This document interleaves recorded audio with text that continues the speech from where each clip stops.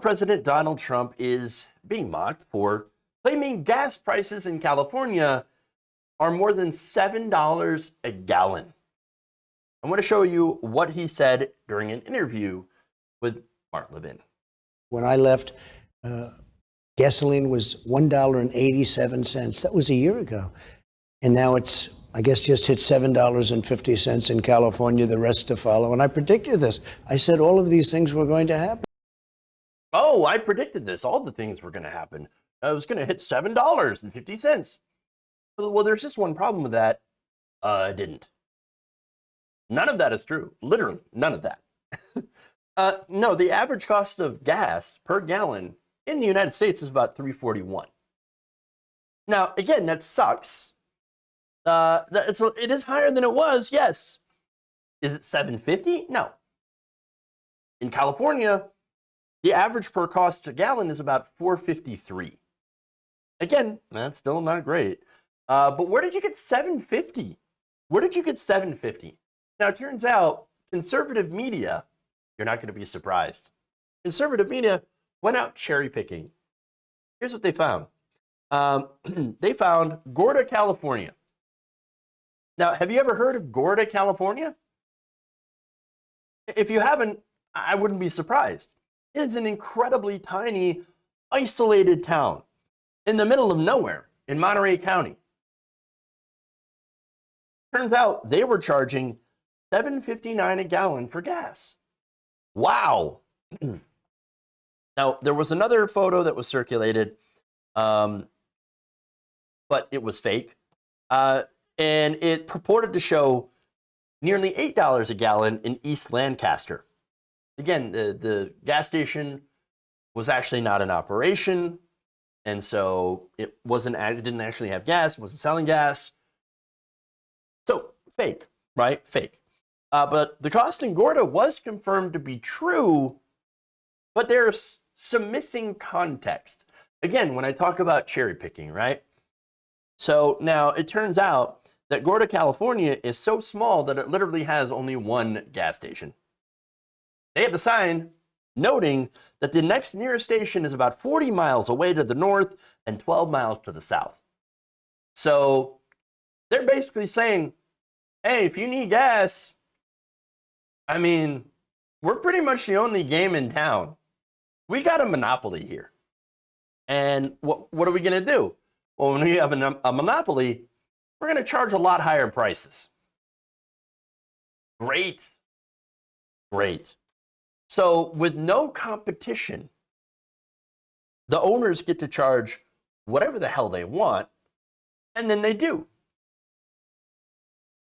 Up from the road where I live, there is also premium gas at $7 a gallon in Hollywood. Gas prices in California are all over the place, depending on how far away they are from distribution points. That is, again, a great point. So you can't, though, then go, as Trump is doing and the right wing is doing, taking those individual individual situations, right, and say that all over California, gas is $7.50 a gallon. Again, it does change. And as a viewer pointed out, it really matters in location and distribution. So there is a lot of context here.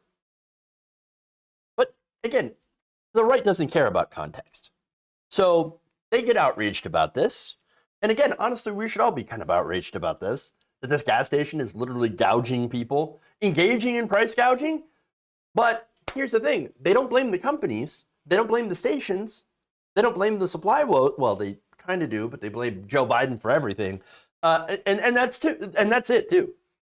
They just look at this and say, God damn it, Joe Biden. This wouldn't have happened in Trump's America.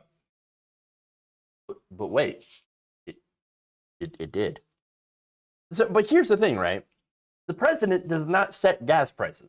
Never has, never will. You can't blame a president for high gas prices, just like you can't blame a president, praise a president for low gas prices. This is like George W. Bush said, I wish I had won. Low gas, low gas. No, you can't do that. You don't have that. And even he was saying, I don't have it. I can't do that. I can't do the wand. Now, here's the thing. If you actually want to go down that route and you're an idiot Trump supporter, all right, well, back in April 2019, gas in Gorda hit $11.75 a gallon. Who was president then? Who was president then? Oh, right, it was your boy, Donald Trump.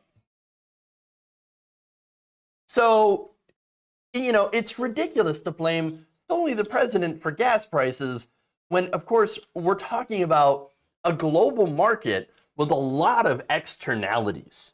Externalities we could either streamline or eliminate if we were to actually, I don't know, stop depending on foreign oil. And by the way, there was another thing that he said, not just about the super high, but also about the super low. So he claimed, oh, it was like $1.87 when I was president. Well, neither the national nor California state average went as low as $1.87 a year ago. It just didn't happen. Now, it was $2.10 and $3.02 respectively. Okay, all right, so they were lower, but guess what? You can't really take a lot of credit for that because it was the middle of a worldwide pandemic where nobody was wanting to go anywhere because everybody was either getting sick or dying because there wasn't a vaccine. So sorry, you don't get a lot of credit there either because you let that pandemic get out of control.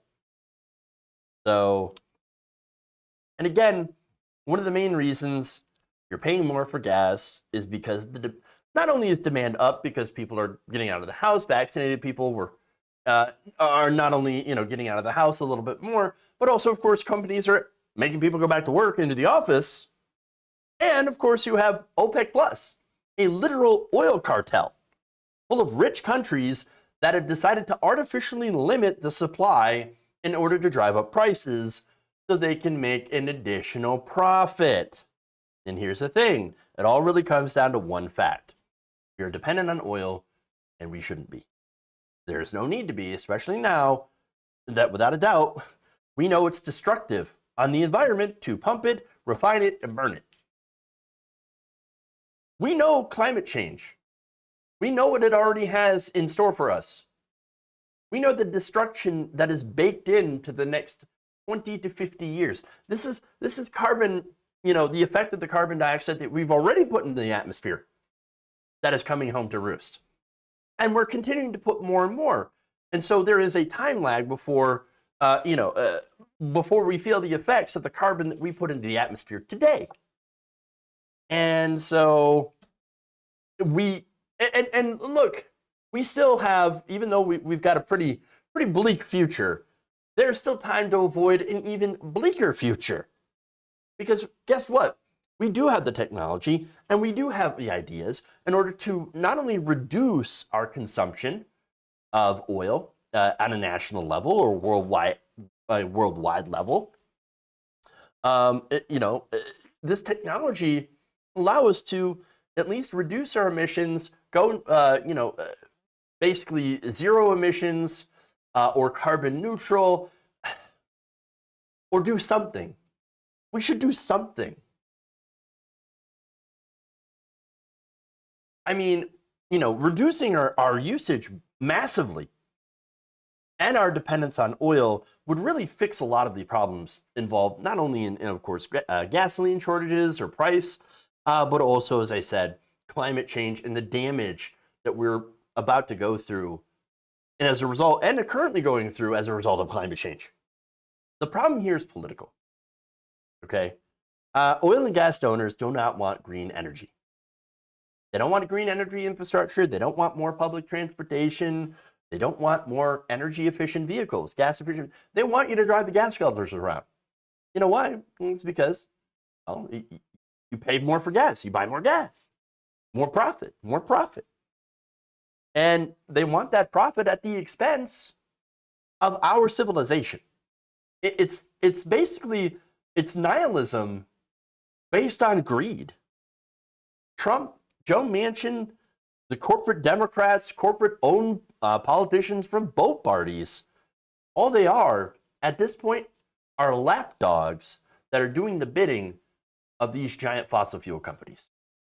If you enjoyed this video, please give us a like and share with your friends. You can subscribe and help out the channel by becoming a patron. It's patreon.com/Jeff Waldorf, or you can become a channel member as well by hitting the join button below.